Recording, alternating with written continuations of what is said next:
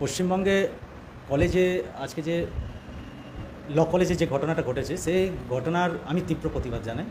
তার কারণ তৃণমূল কংগ্রেসে এই মনোজিৎ ম্যাঙ্গো এইরকম ম্যাঙ্গোকে তৃণমূল কংগ্রেস নিজে একসময় প্রশ্রয় দিয়েছিল।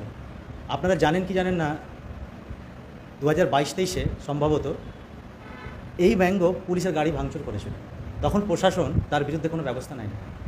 তাহলে যদি তার বিরুদ্ধে ব্যবস্থা নিত তাহলে আজকে সেই ম্যাঙ্গো তৈরি হতো না।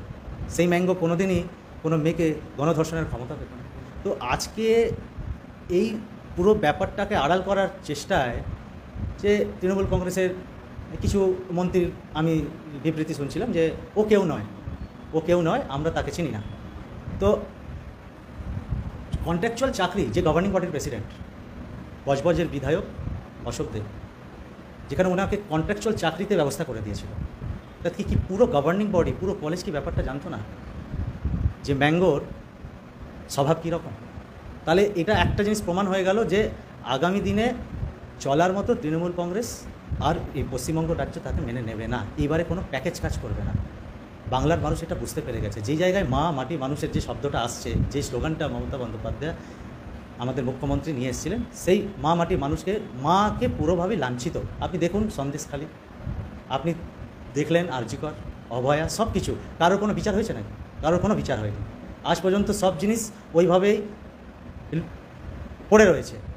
বাংলার মানুষকে শুধু ধর্মীয় এক জায়গায় ভারতবর্ষের প্রধানমন্ত্রী নরেন্দ্র মোদী ধর্মীয় মেরুকরণের রাজনীতি শুরু করে দিয়েছিলেন, রাম মন্দির ইস্যু করে তো আজকে ঘটনা হচ্ছে দ্বিতীয় তাই নিয়ে নেমে গেছেন যে জগন্নাথ মন্দিরকে নিয়ে উনিও রাজনীতি করছেন।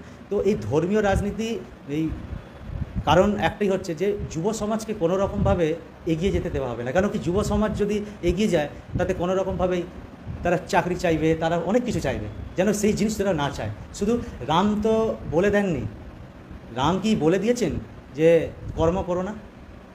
কৃষ্ণ কি বলে দিয়েছেন যে কর্ম না করলে তুমি খেতে পাবে? ভগবান শ্রীকৃষ্ণ গীতাতে বলেছেন যে কর্ম করতেই হবে, কর্মফল আগে।